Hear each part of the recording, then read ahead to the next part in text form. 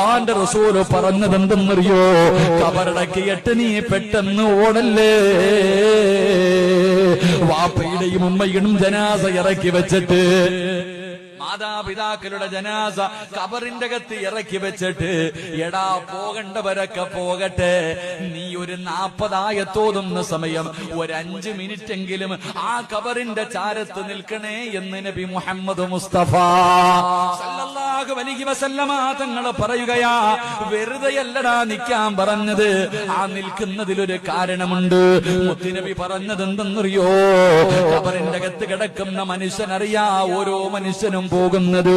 എന്റെ ആത്മാർത്ഥ സുഹൃത്ത് പോയല്ലോ, എന്റെ കൂടപ്പിറപ്പ് പോയല്ലോ, എന്റെ കൂട്ടുകാര് പോയല്ലോ, എന്റെ സഹോദരങ്ങൾ പോയല്ലോ. സ്വന്തം മക്കളാണ് ഒന്നാമതോടുന്നത്. വാപ്പയെ കബറടക്കിയറ്റ് മക്കൾ ഇങ്ങനെ ഓടുമ്പോ കബറിന്റെ അകത്ത് കിടക്കുന്ന വാപ്പ ചിന്തിക്കുന്നു, അല്ലാ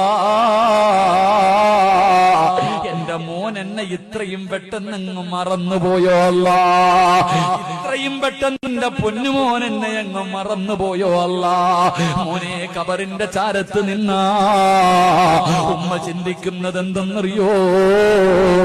ആര് പോയാലെന്താ, ആരൊക്കെ പോയാൽ എനിക്കൊന്നുമില്ല, എന്റെ പൊന്നുമോൻ പോയില്ലല്ലോ, എന്റെ പൊന്നാര മകൻ പോയില്ലല്ലോ. കബറിന്റെ അകത്ത് കിടക്കുന്ന മനുഷ്യനൊരു ധൈര്യം കിട്ടുമെന്നാ, ആ മനുഷ്യനൊരു സമാധാനം കിട്ടുമെന്നാ